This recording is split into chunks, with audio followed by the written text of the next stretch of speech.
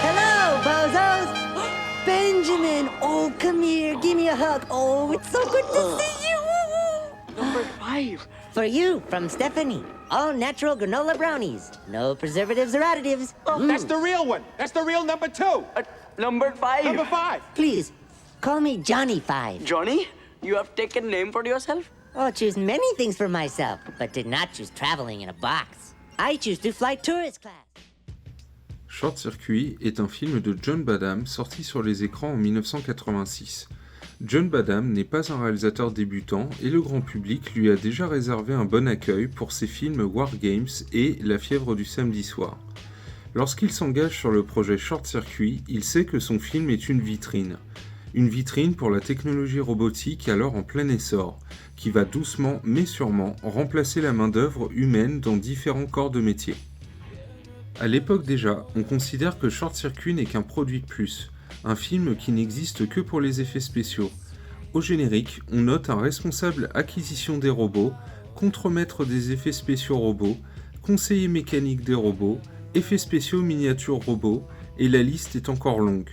Une séquence aura même nécessité la coordination de 14 marionnettistes. Quant au concepteur du robot numéro 5, il s'agit de Sid Mead, remarqué pour son excellent travail sur Tron ou encore Blade Runner. Francky, t'as enfreint la loi du milieu. T'as donné tes copains.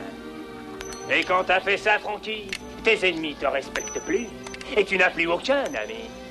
Tu te retrouves seul, Francky. Pas mal, hein? Vraiment super! Pour ce qui est du cinéma à proprement parler, la réussite est déjà moins évidente.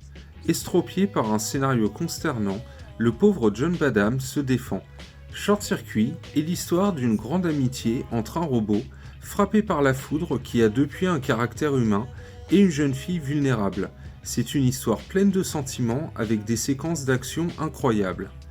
John Badham semble avoir oublié de mentionner E.T. dans ses notes d'intention, et pour cause, Short Circuit le plagie ouvertement, comme une bonne partie des films familiaux fantastiques ayant suivi le phénomène. Entre l'apparition de numéro 5 confondu avec un extraterrestre, il est évident que le déroulement du scénario et l'intervention des multiples personnages doivent beaucoup, pour ne pas dire tout, à Spielberg. Évidemment, Badham se refuse à la comparaison et fait ce qu'il peut pour sauver la face. Niveau mise en scène, la platitude. Plans d'ensemble et plans moyens correctement reliés entre eux qui n'ont d'autre objectif que de mener le script à son terme. Du travail de pro, mais purement fonctionnel, comme en est capable n'importe quel réalisateur de série télé. Short Circuit est un film fait pour satisfaire le teenager moyen, où les militaires sont des brutes imbéciles et où le sentimentalisme niais s'impose avec tout ce qu'il faut de clichés. Et pourtant, Short Circuit est un film agréable porté par un numéro 5 auquel on s'attache pendant les 1h40. Avec 15 millions de budget et plus de 45 millions de recettes, une suite, simplement intitulée Short Circuit 2, est immédiatement lancée. Si le Short Circuit original est encore considéré comme un plagiat robotique et niais de E.T., sa suite, Appelez-moi Johnny 5 chez nous en France, voltige à plusieurs coudées au-dessus de son modèle et inspirateur. Réalisé cette fois par Kenneth Johnson, il sort 2 ans plus tard, en 1988. Numéro 5, le robot sympathique et vivant, sort de sa retraite campagnarde pour aborder la grande ville où son ami créateur connaît de graves problèmes avec un associé douteux, mais finalement fidèle. Celui-ci s'est installé sur la planque de 2 casseurs de banque qui saccagent la fabrique de jouets à l'effigie numéro 5, nouvellement baptisée par ses soins Johnny 5. Avide de données et de connaissances, la machine finit par sortir et se heurte à tout ce qui passe. Naïf, il aide un gang de voleurs à braquer des autoradios. Il rentre dans une librairie et parcourt en quelques minutes des centaines de livres, ou encore, pour passer inaperçu, il s'habille d'un imperméable et d'un chapeau. Des scènes qui feront sourire le plus jeune, mais aussi les moins jeunes. Autant Short Circuit était un film pompeux, plat et puisant ses idées dans les scénarios des autres, autant Appelez-moi Johnny 5 fourmille de détails marrants, de gags certes classiques et inévitables, mais toujours efficaces. Vétéran de la télévision avec la réalisation d'épisodes de la série Hulk ou encore V, Kenneth Johnson connaît parfaitement les rouages de sa mécanique. Il mène l'action à un train d'enfer par rapport au premier film. La mise en scène peut aisément être taxée d'impersonnelle et de purement fonctionnelle, mais elle a au moins le mérite de servir sur un plateau un scénario huilé selon des normes éprouvées. Appelez-moi Johnny 5, c'est un peu Tarzan à New York, où les gags opposent sans cesse le robot aux flics ou aux passants cherchant continuellement du regard un type avec une télécommande à la main. Comique et moralisateur, les grands sentiments l'emportant sur l'appât du gain, le film se refait la séquence de destruction du robot, une scène obligée. Mais une fois de plus, Kenneth Johnson distance le pourtant bon John Badham. Sur une carcasse métallique, les coups de pied de biche et les jets d'huile curieusement rouges ont été aussi ressentis comme une vraie mort d'homme.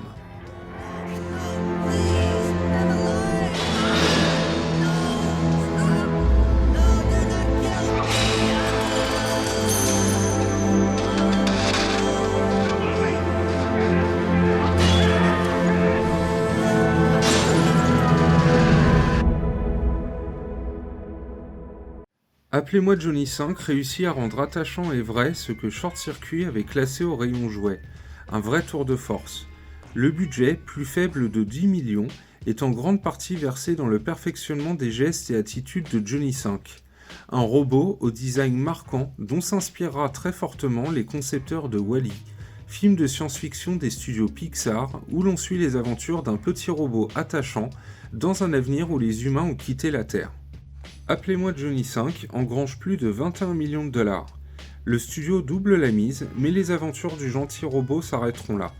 Short Circuit 1 et 2, vestiges d'un passé où les robots avaient la cote, ont malgré leurs défauts respectifs plutôt bien vieilli, même si la préférence va forcément sur un deuxième épisode plus équilibré. Deux bons films des années 80 à découvrir ou redécouvrir. Quand un simple robot plein de naïveté arrive dans la grande ville, il cause autant d'émoi que d'intérêt.